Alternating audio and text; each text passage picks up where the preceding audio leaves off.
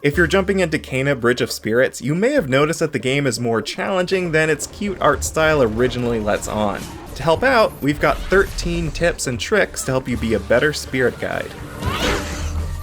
Kena possesses an omnidirectional shield that she can hold for a pretty long time, which, in a pinch, is a powerful defensive measure. But it's not one that you want to rely on. Kena's shield should be considered a last resort, something you use when all else fails and you know you're about to get hit. This is because the shield slows Kena down.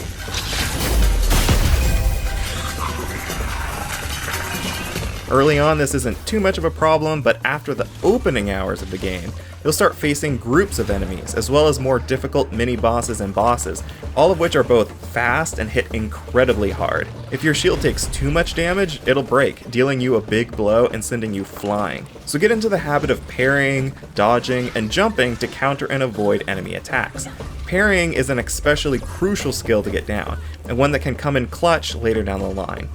Beyond defending, Kena can outright stop certain attacks too. Kena's long-range arsenal can knock enemies out of their animations, which will stop them from using whatever attack they were preparing. Using an arrow is the easiest way to do so, given the speed at which Kena can fire one off. However, bombs can typically work too. In Bridge of Spirits, combat is hard, and the only way to really alleviate its challenge is through Kena's powerful rot-based abilities. They are excellent for dealing massive amounts of damage and controlling the flow of battle to give you some breathing room. The only way to use those abilities is by spending Courage, which can most easily be acquired in combat by dealing damage to enemies. Spending Courage is also the only way you can heal during a fight too. So you need to be aggressive, never back off from a fight unless you absolutely need to. Staying in the thick of combat and weakening enemies is crucial for building courage so you can both deal the most damage and stay alive. On PlayStation 5, you can determine whether you want to play Bridge of Spirits on Performance Mode or Fidelity Mode. The former targets 60 FPS at upscaled 4K resolution, while the latter locks the frame rate at 30 FPS at native 4K resolution. Though Fidelity Mode makes the game a whole lot prettier, Performance Mode is what you want. It's better from a combat perspective. Sure, the game won't be native 4K, but you're getting more frames per second, and that makes it a whole lot easier when you're trying to time a parry or a dodge.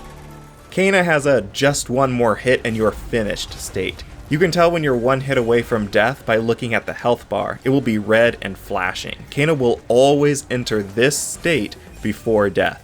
So even if she only has a tiny sliver of health left, if it's not red and blinking, you have at least one more hit before you're one hit away from dying. So to maximize the effects of health items, it's better to wait until you've entered this state before healing. You can usually only heal a few times each fight, so just healing whenever is not an ideal strategy. Wait until you need to heal before deciding to heal. On PlayStation 5, the DualSense controller will vibrate with a soft heartbeat-like frequency when you're close to a hidden rot. The frequency will increase the closer to the rot you are, so while you're exploring, be sure to take stock of when your controller might be trying to tell you something. Though you don't need to find all of the rot, you'll have to discover at least 65 of them in order to unlock all of Kena's abilities.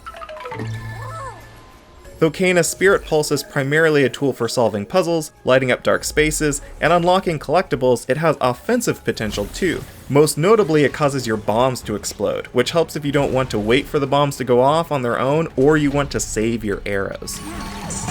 In most combat scenarios, you'll have to kill all the enemies in order to reveal the source of the corruption and cleanse the area. You know you're done with combat when enemies stop spawning. However, there are a few moments where you'll be put into a fight where there are multiple points of corruption you'll need to cleanse.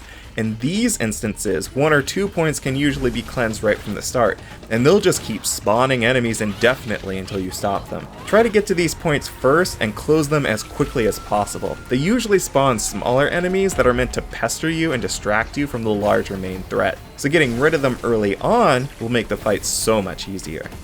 There's friendly fire in Bridge of Spirits, so even though that unfortunately means that Kena can damage herself with her own bombs, it also means that the bigger enemies in the game, especially mini-bosses and bosses, can damage and even kill smaller enemies. So if you're having trouble dealing with a group of enemies, try to angle a larger enemy's attack to strike the smaller enemies around them.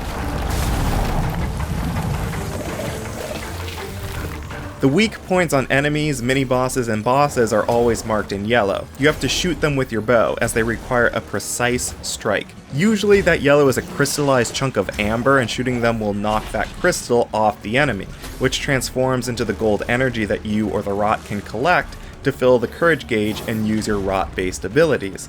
There are a few instances where these weak points can't be shot at immediately though.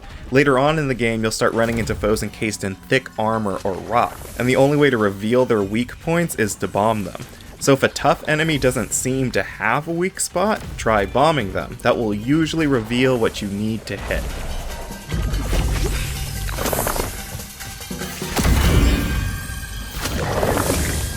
Early on, you'll unlock the ability to have the rot interact with specific flowers in the environment, called forest tears, transforming the rot into a mass that can water crops, clear corruption, and help solve certain puzzles. But it can be used as a weapon too. In instances where you can use that ability in combat or use it outside of combat and bring it to a fight, go for it. Both the spinning and slamming action that the rot can do deal a lot of damage. Be careful though, as any hit, whether to Kena or the rot, will immediately cause the rot to scatter, so get in as many hits as you can before the enemy can touch you.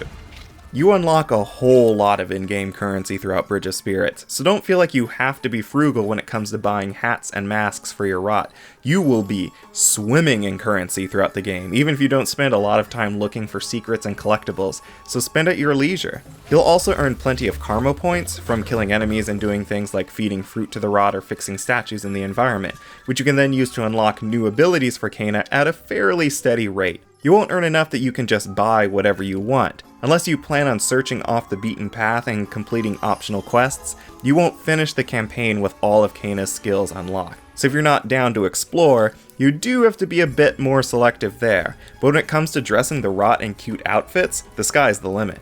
Though a majority of the puzzles in Bridge of Spirits are pretty straightforward, some, both mandatory and optional, aren't. In a few cases, the hints to a puzzle solution are tied to the environment, forcing you to look at the world around Kena in order to figure out what you need to do next. So if you're struggling on a puzzle, look at your immediate surroundings. The clue for a puzzle will always be right near it, so you won't have to go hunting for information.